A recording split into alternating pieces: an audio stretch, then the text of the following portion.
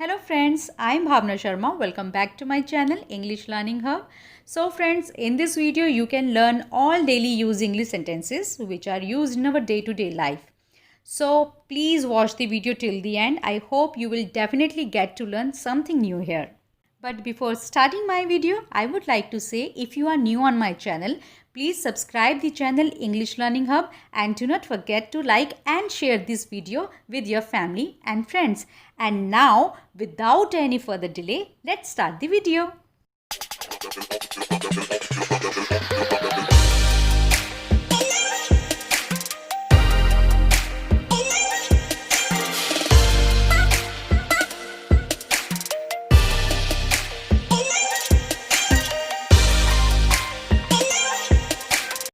So friends, आज के daily use English sentences में मैंने जो सेंटेंसेस आप लोगों के लिए चूज़ किए हैं वो आप अपने बच्चों के साथ बोल सकते हैं और इसके अलावा कुछ और जनरल सेंटेंसेस भी मैंने लिए हैं जो आप किसी और के साथ भी बोल सकते हैं। जैसे कि स्क्रीन पर आपको जो पहला सेंटेंस नज़र आ रहा है वो है जितना हो सके साफ लिखो। ये जो सेंटेंस है अक्सर हम अपने बच्चों के साथ बोला करते हैं। जब हम उन्हें पढ़ाने बिठाते हैं, उन्हें कॉपी में कुछ लिखने के लिए बोलते हैं तो अक्सर बच्चे क्या करते हैं, जल्दी जल्दी लिखकर अपना काम ख़त्म करते हैं। तो आप उस समय उन्हें बोल सकते हैं write as neatly as you can. Write as neatly as you can. सुबह जल्दी उठा करो। सुबह जल्दी उठा करो। Wake up early in the morning. Wake up early in the morning. ये भी आप अपने बच्चों के साथ बोल सकते हैं या फिर किसी और के साथ भी बोल सकते हैं कि भाई सुबह जल्दी उठा करो। Wake up early in the morning. Wake up early in the morning. सीधे खड़े रहो, झुको नहीं। सीधे खड़े रहो, झुको नहीं। अक्सर हम अपने बच्चों से इस तरह के सेंटेंसेस भी बोलते हैं कि भाई सीधे खड़े रहो, झुको नहीं, कैसे खड़े हो, कैसे बैठे हो। तो इसे आप इंग्लिश में कैसे बोलेंगे? Stand upright, don't bend. Bend means झुकना, ठीक है। Stand upright, don't bend. दोनों वक्त खाने के बाद दांत साफ किया करो। दोनों वक्त खाने के बाद दांत साफ किया करो। Brush your teeth after both the meals. Brush your teeth after both the meals. दोनों वक्त यानी जब भी आप खाना खाते हैं सुबह और रात को तो आपने दोनों टाइम अपने दांतों को साफ करना है। तो आप बच्चों को ऐसे कैसे बोलेंगे? Brush your teeth after both the meals. Brush your teeth after both the meals. समय पर काम करो और ध्यान दो। समय पर काम करो और ध्यान दो। B punctual and attentive. B punctual and attentive. Punctual का मतलब होता है किसी चीज़ को समय पर करना, ठीक है। समय का जो लोग समय के पाबंद होते हैं उनके लिए हम बोलते हैं ना पंक्चुअल है भाई वो। और ध्यान देना मीन्स अटेंटिव। समय पर काम करो और ध्यान दो। B punctual and attentive. हमेशा अपने दाएं हाथ से दूसरे से हाथ मिलाओ। हमेशा अपने दाएं हाथ से दूसरों से हाथ मिलाओ। Always shake hands with your right hand. Always shake hands with your right hand. हमेशा अपने दाएं हाथ से दूसरों से हाथ मिलाओ। Always shake hands with your right hand. चलिए एक और सेंटेंस देखते हैं। बड़ों के साथ सम्मानपूर्वक बात करो। बड़ों के साथ सम्मानपूर्वक बात करो यानी कि रिस्पेक्टफुली, ठीक है। सम्मान देना यानी कि respectfully. Talk respectfully with elders. Talk respectfully with elders. Elders means जो हमसे बड़े होते हैं, जो हमारे बड़े होते हैं, ठीक है। वो कोई भी हो सकता है, आपका कोई भाई हो सकता है, आपकी कोई बहन, आपके मॉम डैड, आपके दादू दादी, कोई भी, ठीक है। खाना पूरी तरह चबा कर खाओ। अक्सर हम बच्चों को ऐसा कहते हैं ना भाई जल्दी से तुम खाना मत ख़त्म किया करो, खाना जो है वो पूरी तरह से चबा कर खाया करो। तो इसे आप इंग्लिश में बोलेंगे chew your food properly. Chew your food properly. खाना पूरी तरह चबा कर खाओ। Chew your food properly.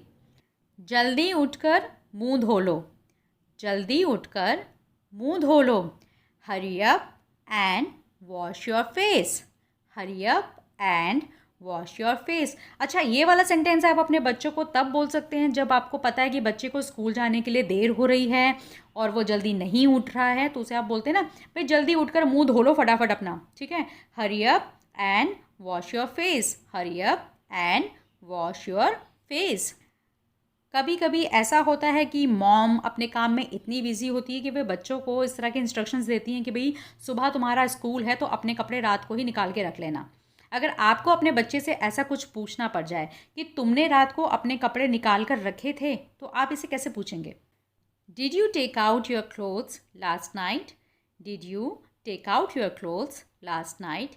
तुमने रात को अपने कपड़े निकाल कर रखे थे? Did you take out your clothes last night? क्या तुमने ड्राइविंग सीखी है? अगर आपको ये सवाल किसी सामने वाले से पूछना पड़ जाए तो आप इसे कुछ इस तरह से इंग्लिश में सामने वाले को पूछ सकते हैं।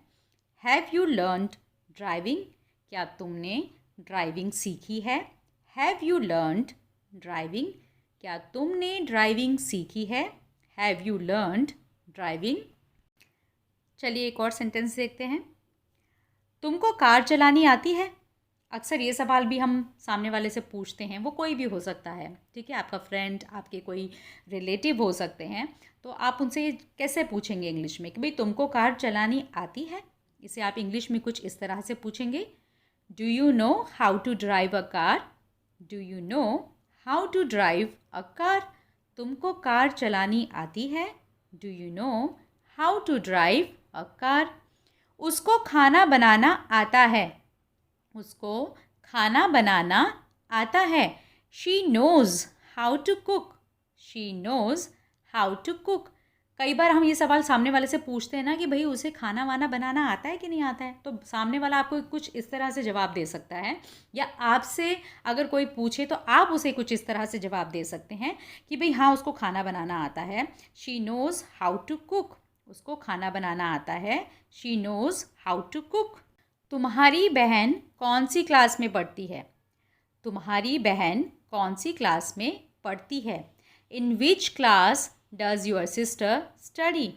तुम्हारी बहन कौन सी क्लास में पढ़ती है? In which class does your sister study? मुझे चाय बनानी आती है।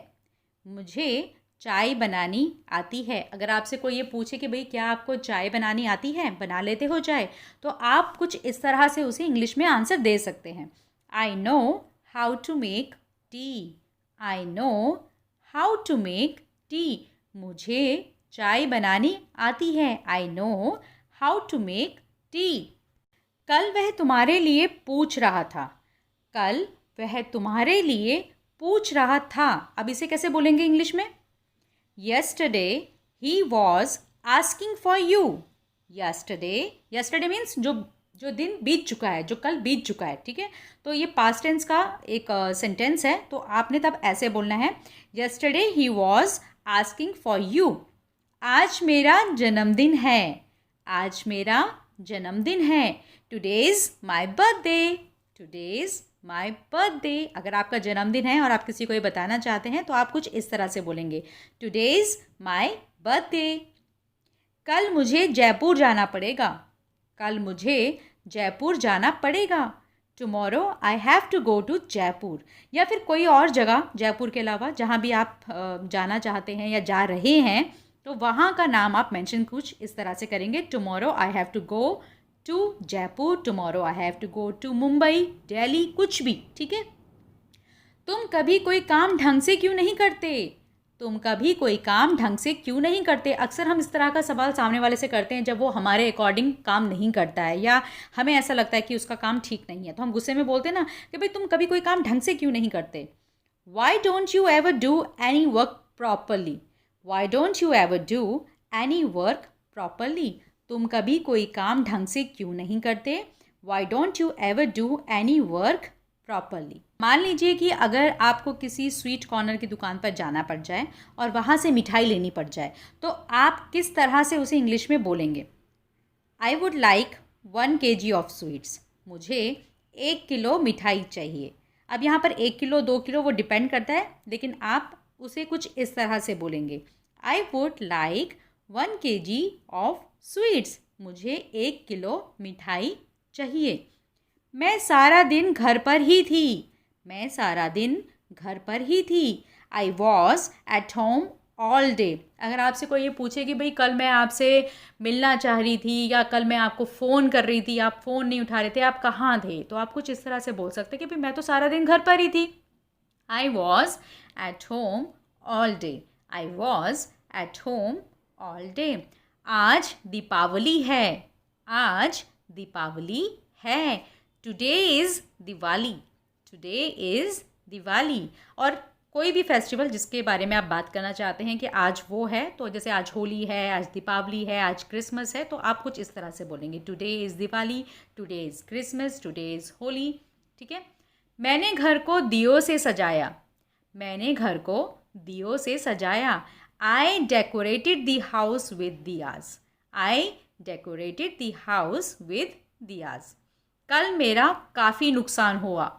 कल मेरा काफ़ी नुकसान हुआ। I suffered a lot yesterday. I suffered a lot yesterday. तुम होते कौन हो मुझे डांटने वाले। तुम होते कौन हो मुझे डांटने वाले। अगर आपको कोई सामने वाला डांट रहा है जिस पर आपको ऐसा लगता है कि मतलब उसका कोई हक नहीं बनता है आपको डांटने का, आपको कुछ भी बोलने का, तो आप कुछ इस तरह से उसे बोल सकते हैं, who are you to scold me. Who are you to scold me. Scold का मतलब होता है डांटना। ठीक है। अगर आपको कोई डांटे तो आप उसके लिए ये वाला वर्ड यूज़ करेंगे। आज ठंडी हवा चल रही है। आज ठंडी हवा चल रही है। Today the cold wind blows. Today the cold wind blows. आज ठंडी हवा चल रही है। Today the cold wind blows.